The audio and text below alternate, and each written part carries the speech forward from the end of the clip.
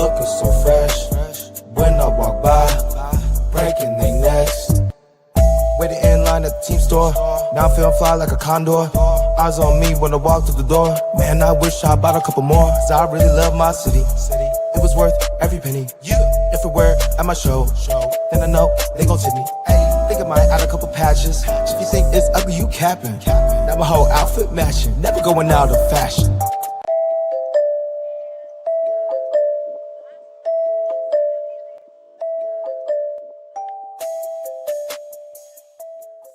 Going on, everybody? Welcome to Talking Friars here late night on a Thursday. Today's Thursday, right? Yeah, Thursday night. Padres, they split this series against the Giants, won the first two games, lost the second two games, or the second half of this four-game series, the last two games. Frustrating, for sure, because, those first two games felt like almost playoff game-like, with the intensity and some of the stuff that was going on. And they were able to do it in extra innings, which was awesome to see, execute like that. You had someone like Jose Iglesias stepping up. And then you had the second half of this four-game set where you had a 5-0 lead, don't win that game. And then today had some opportunities as well. And you have some boneheaded stuff like Jose Iglesias in, I want to say, the seventh inning, ball off the wall, easily should be a double, just slide, and it's a double. And instead he's running in there standing up. And it's like, that's a runner in scoring position right there. And the Padres end up losing by 1 run. Manny with his 350th career home run, so congratulations to him. Dylan Cease could have executed some of his pitches better.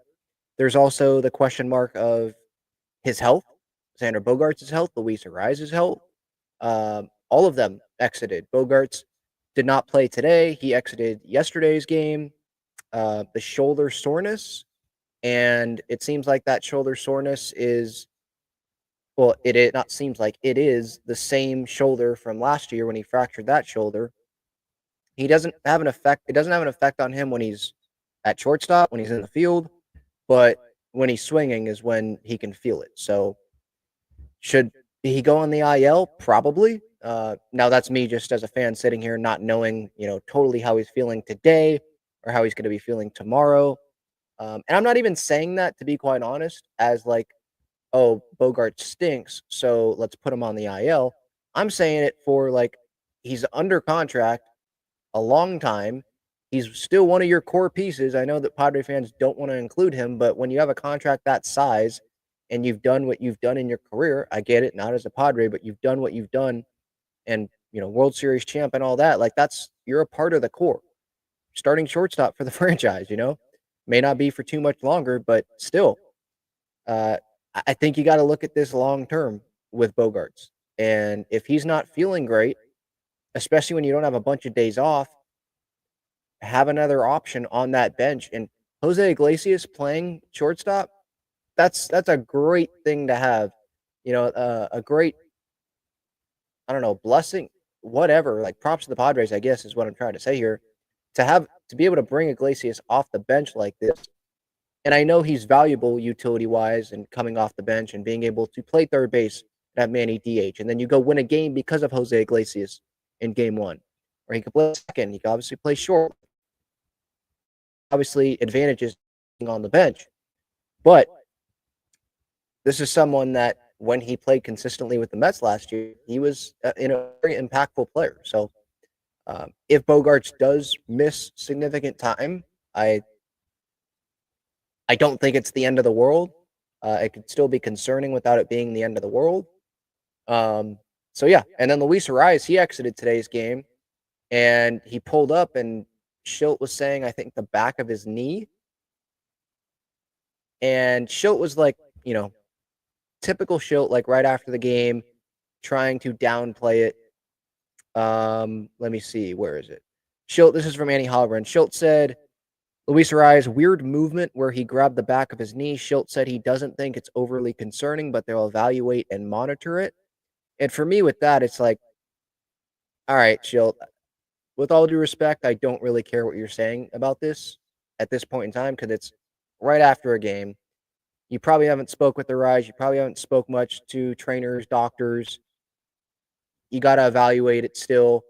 and you're saying back of the knee, and Arise is a competitor. He's not just going to want to come out of a game like that, right? When it's a close game, but he had to. And so, yeah, I wouldn't expect him to be in the lineup tomorrow.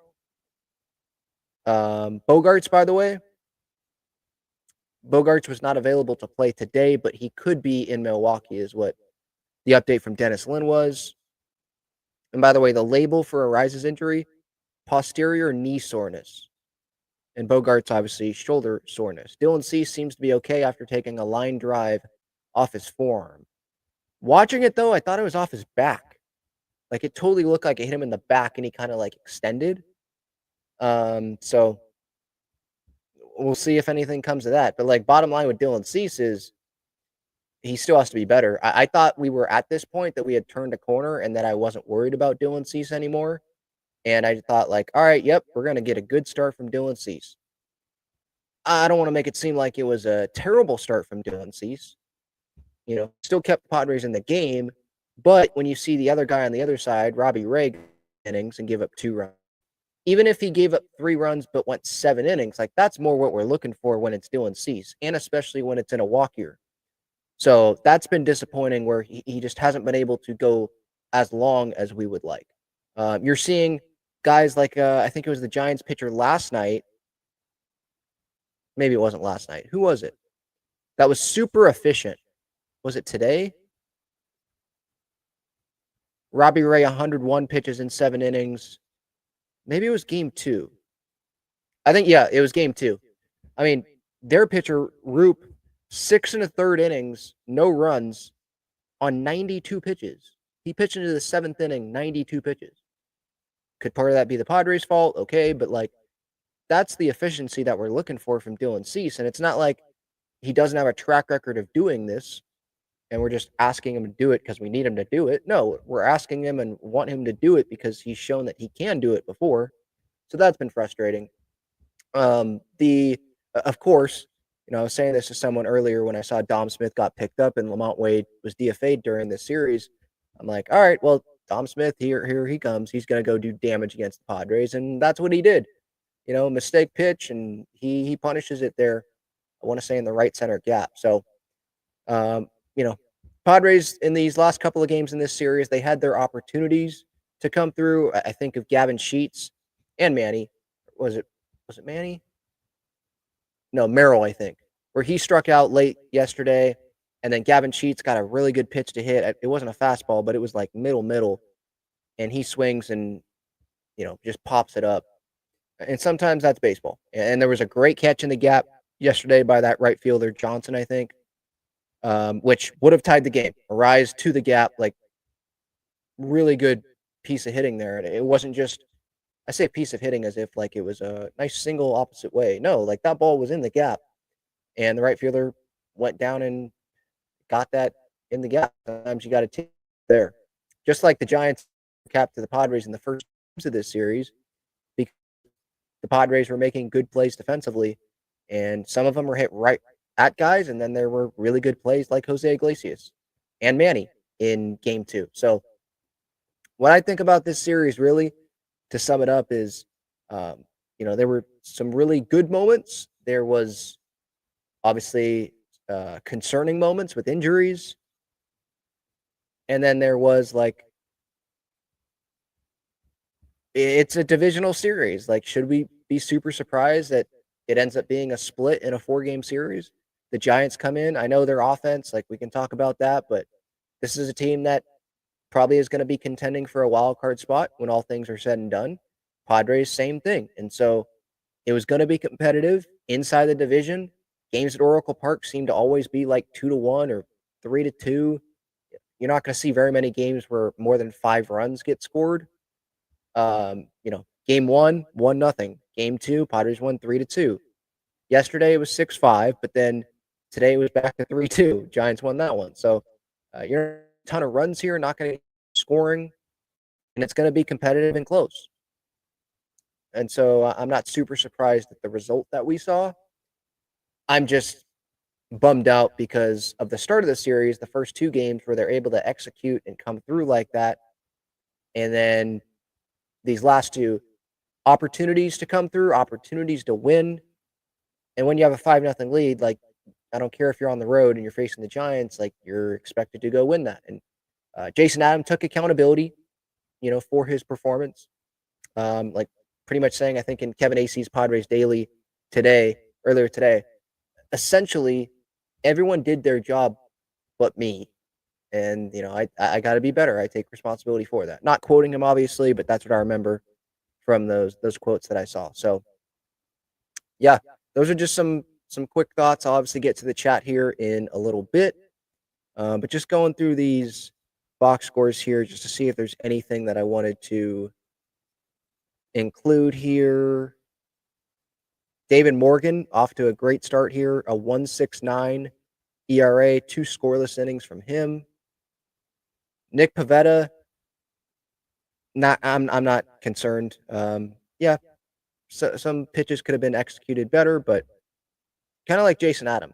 I know those guys are super talented. I'm not going to sit here and be super worried about those guys. It was unfortunate, one of those kind of like it's baseball. Now the Padres, they did have opportunities yesterday, but kind of like it's baseball. Sometimes you're going to get robbed.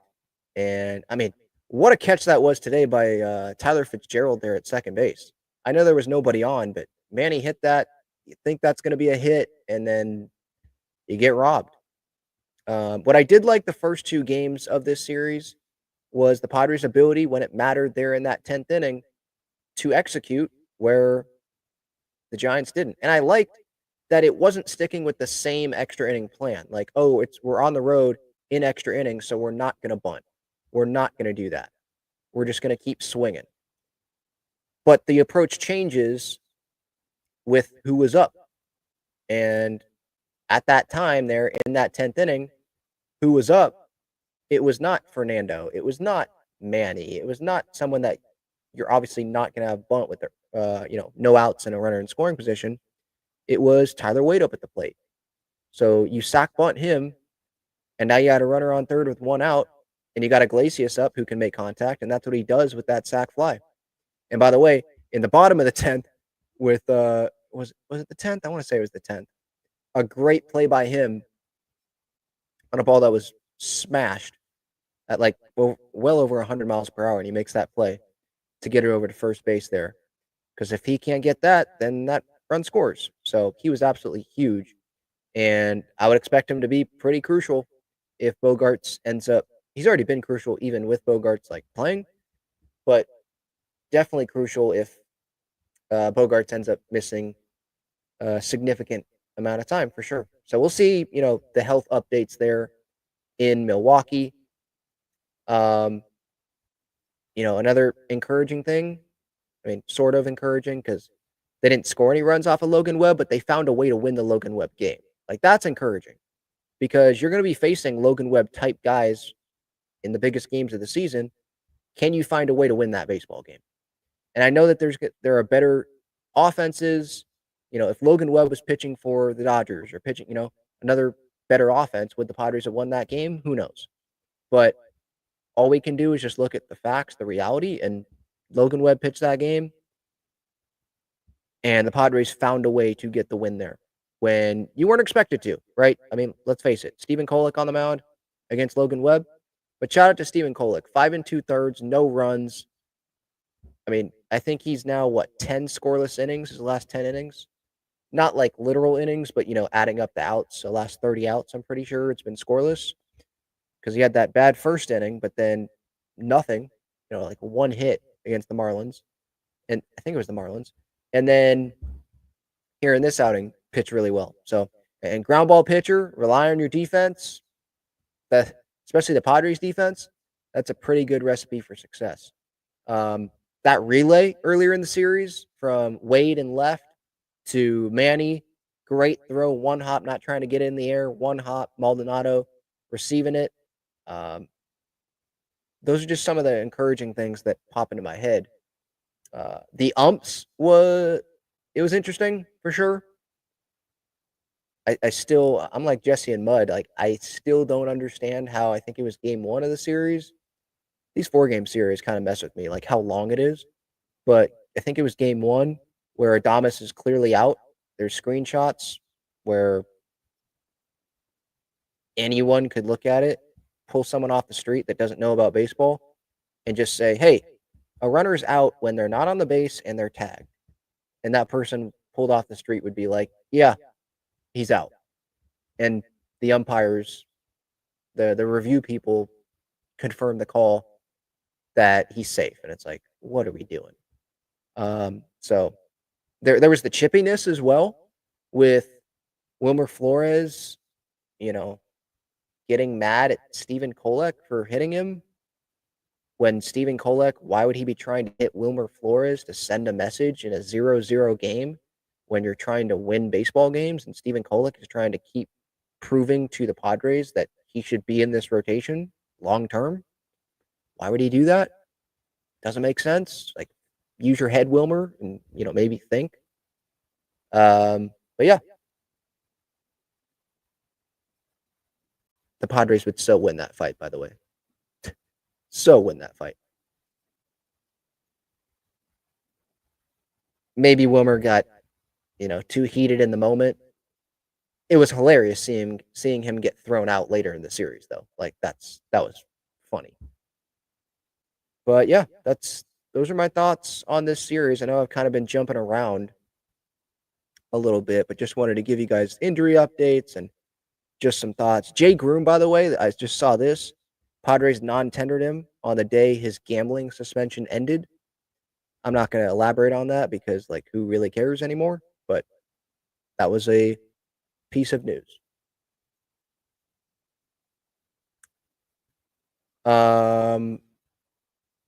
I wanted to see if there was any, like, Padres notes column or article in the UT, but I'm not seeing that. If anyone's looking for an update on the Jarren Duran trade conversations or rumors, I should say, there hasn't been like an official update after the Dennis Lin piece. It's just been a lot of speculation and, to be honest, a lot of dumb trade hypotheticals, like Jeremiah Estrada and Leo DeVree to the Red Sox for Jarren Duran. It's like, what are we doing? Tell me you don't know about the Padres. You don't follow the Padres. Probably don't follow the Red Sox as well, and you're just making up these hypothetical trades. I mean, I guess the idea is to get clicks and to get reactions. So that person, I think it was Bleacher Report, congrats, you got the reaction, but like, holy cow, what a dumb hypothetical that is.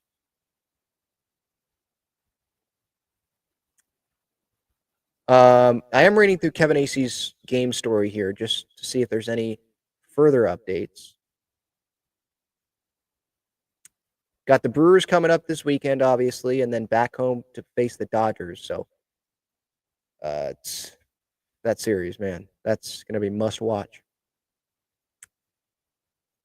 Thursday was the second day in a row. This is from Kevin. A Padres infielder departed in the sixth inning as Arise felt tightness in his right knee, fielding a ground ball in the fourth inning, and left the game after hitting 2 innings later. The team described his ailment as soreness in the back of his knee. Arise said he will play on Friday. I remember, though, that there was another player. I forget. Was it Bogaerts or Crony? Someone said I thought that they would play the next day, and then they end up like going on the IL. So, or maybe they didn't say that they were going to, but like they expected to play the next day, and then they end up going on the IL. It might have been Crony with the rib. Bogaerts did not play Thursday after being unable to continue the night before due to shoulder soreness. He said it had made it painful to bat for a couple days. Schilt said the team is hopeful Bogaerts plays on Friday.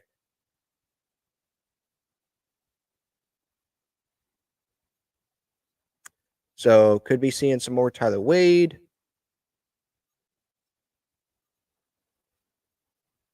Obviously, maybe some more Jose Iglesias. Schilt said back and forth, 1-run games. I mean, it was hard fought. I thought Dylan battled his tail off to get through 5. Took a heck of a comebacker and looks like he's going to be okay. The bullpen was fantastic. I mean, it was a hard-fought series. That's where you're going to get in NL West baseball. So there you have it. Before getting to the chat, I did want to give you some info on the great partners of this show. Gaglione and Bros famous cheesesteaks and garlic fries. Their main location is on Friars Road. Check them out. Their full expanded menu is there at that location. If you want a taste of Gaglione and Bros, they're at Petco Park. They are down the third baseline, section 124, and also in the upper deck, section 319. They're also on the east side of Snapdragon Stadium as well. San Diego Wave tomorrow night hosts Seattle.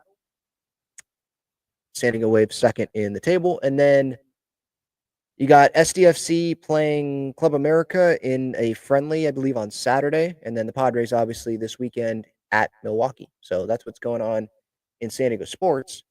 Freestyle Cut and Stitch. If you don't know about them, well, now you will, because they are a great custom basketball jersey company.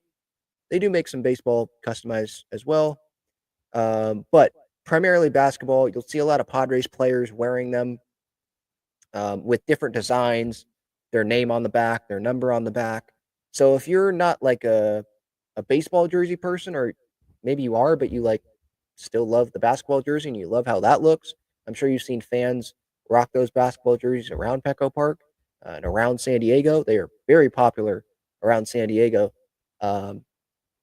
Get yourself one of them. Let's say your favorite player is Jackson Merrill, but you also like the 1998 design and you want to get that. That's available.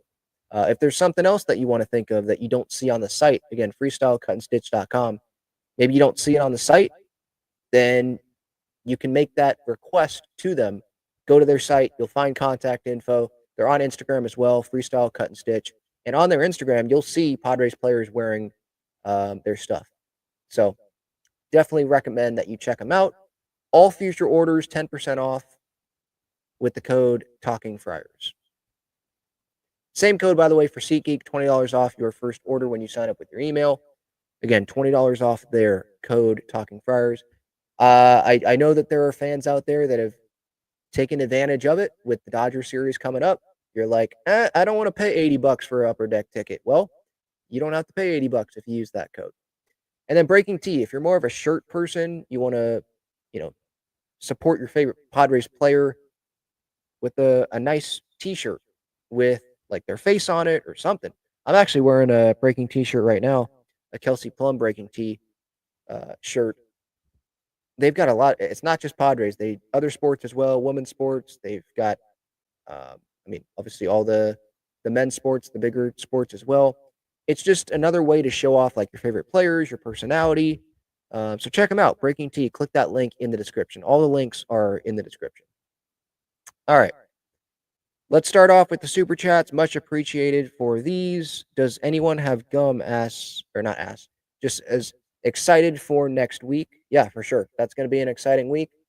What I would just say is just don't be stupid. If you're going to one of these games or all of these games against the Dodgers, if there are Dodger fans that, try to engage or they're being stupid, just go somewhere else. It's not worth, I feel like I'm a parent right now. It's not worth it getting involved in that. And, next thing you know, you're involved in a fight and there's punches thrown and now you're viral on social media and you get in trouble and it's just, there's no need to do it. There's, don't stoop down to their level. Right. So that's what I would say there. But yeah, it will be fun. It'll be fun to watch from my couch. All right. JD's third with the super chat. Why is everyone trashing Cease? He gave up 3 runs and did his job after injury. It's the offense that has stunk up the joint for weeks now. No offense. Okay. 2 things here. Your point is valid about the offense, but also with Cease, I don't feel like I'm trashing Cease. What I am doing, though, is having reasonable expectations for a guy that will get over $100 million in free agency, and maybe he gets 200. So yeah, so a no-hitter before, someone that's gotten Cy Young votes. I mean, he's looked at as one of the best pitchers in baseball. When the Padres acquired Dylan Cease, that is a blockbuster move. That's not just they traded for so-and-so to add him to the back of their rotation. No, that's not what this is. So while he battled for 5 innings, and yes, today, you could throw that out with the injury thing, right? But this has been happening. It's not just today where he hasn't given enough length. I because if you ask the Padres, if you go ask Mike Schilt, sure, he won't say it publicly, but he'll probably be like, yeah, he needs to be going more than 5 innings.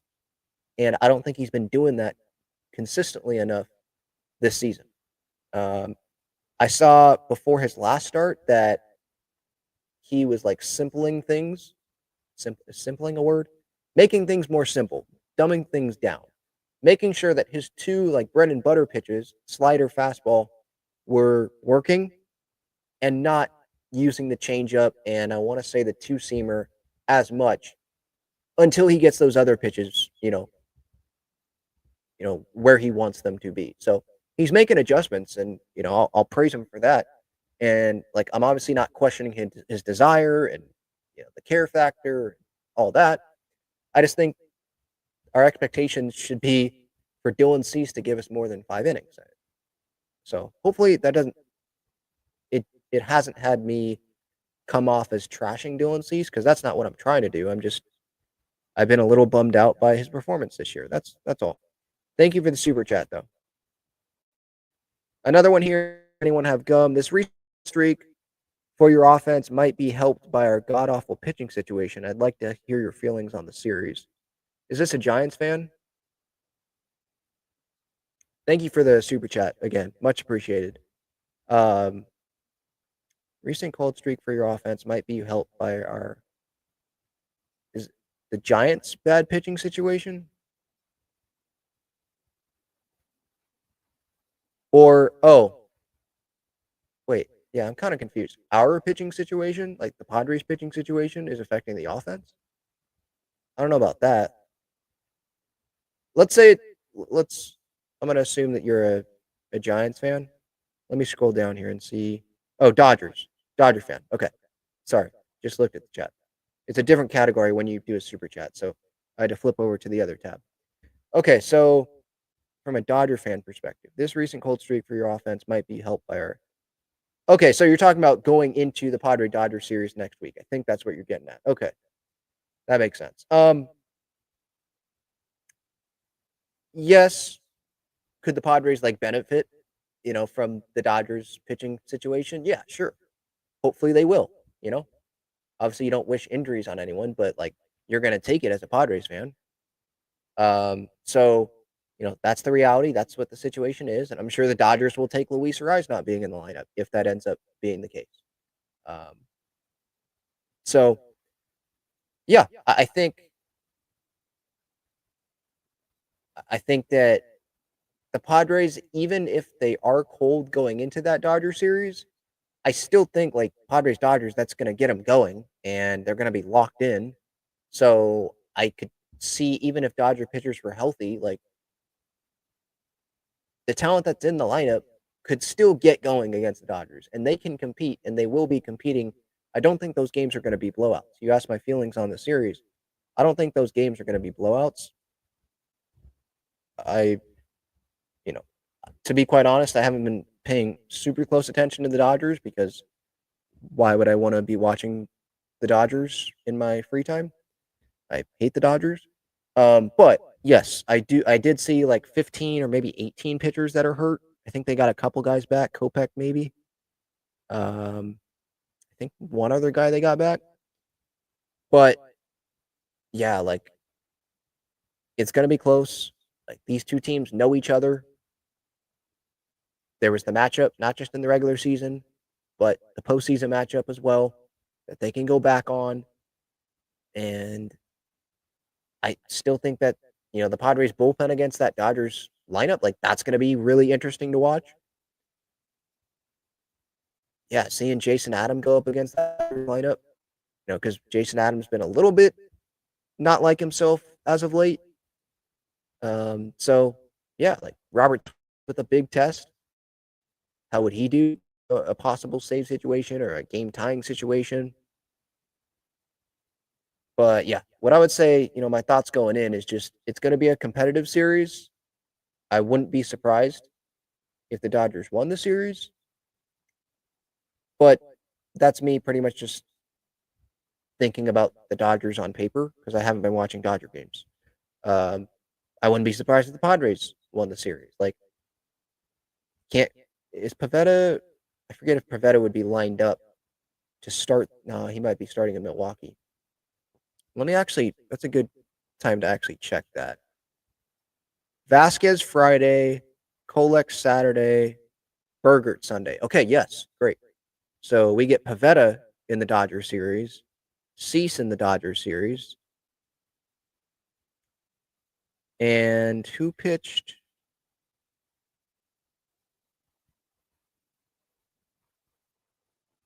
Am I just blanking? Who pitched after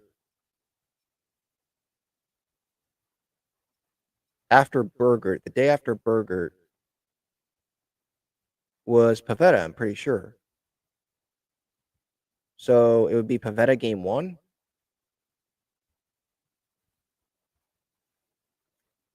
Yeah, I think it would be Pivetta,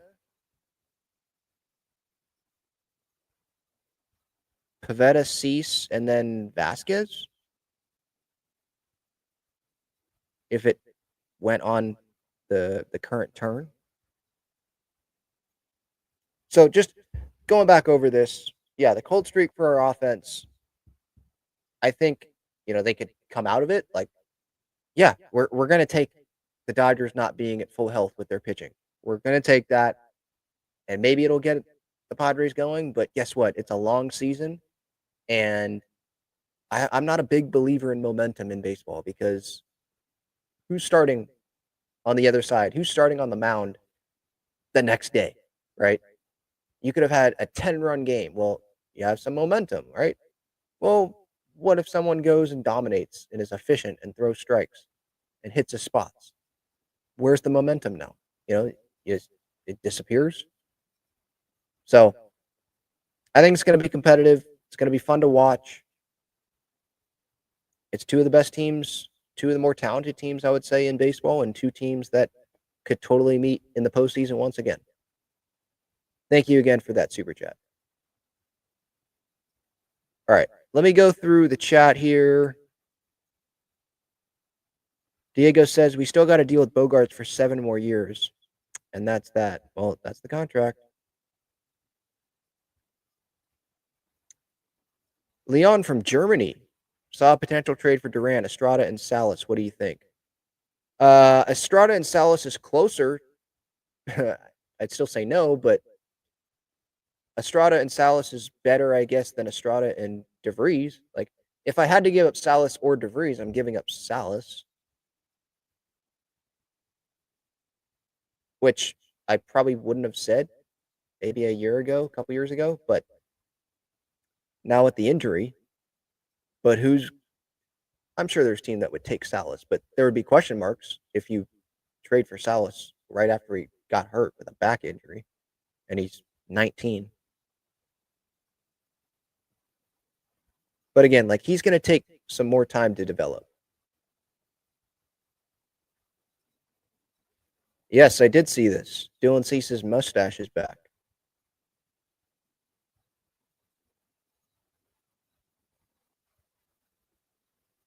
Rex says, I think the Padres did all right considering the Giants have better talent.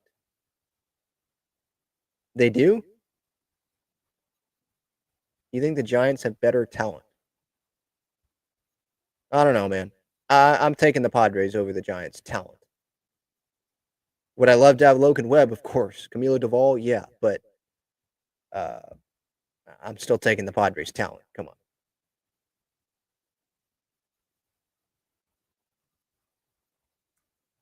Do I like Bogey or Iglesias better? Right now? Iglesias? But Bogart does have he has an impressive track record, but what we care about is what have you done for us now, and it's not a ton.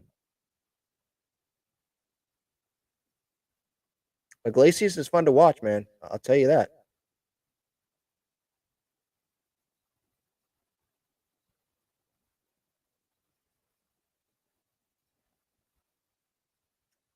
Iron Swan says I can use a good Gaglione Philly cheese right now.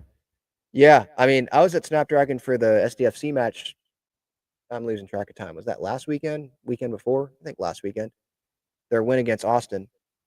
And I had the cheesesteak fries from Gaglione's. Amazing. less than $20. Like, I think it's good pricing too.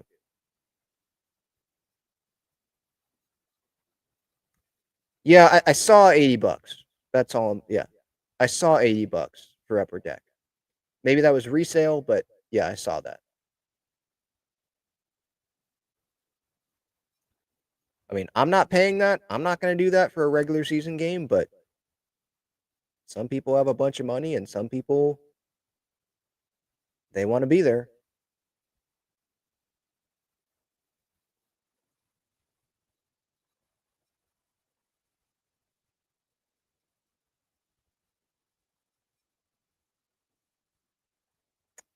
James says he always watches the Dodgers to see if they will lose.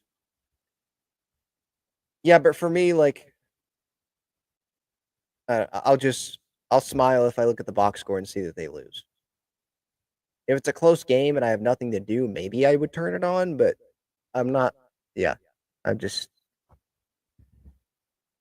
when it's a team that you hate, it's hard for me to hate watch like every night of Dodger games. Like that would be that's not how I want to spend my time, you know. Likely going to face Kershaw, Gonsolin, and Knack. All right, yeah, bring it on. I'd love to face Kershaw. Maybe I'm going to regret saying that, but yeah, bring that on.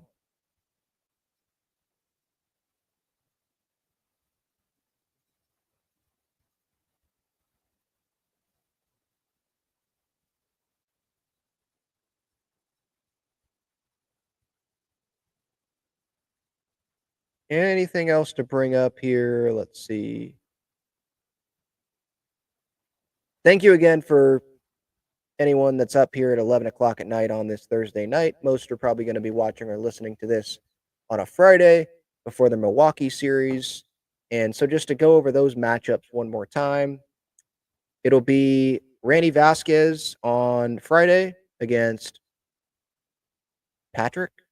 Last name Patrick. Chad Patrick. Wow, what a name that is. Chad Patrick. Sub 3 ERA.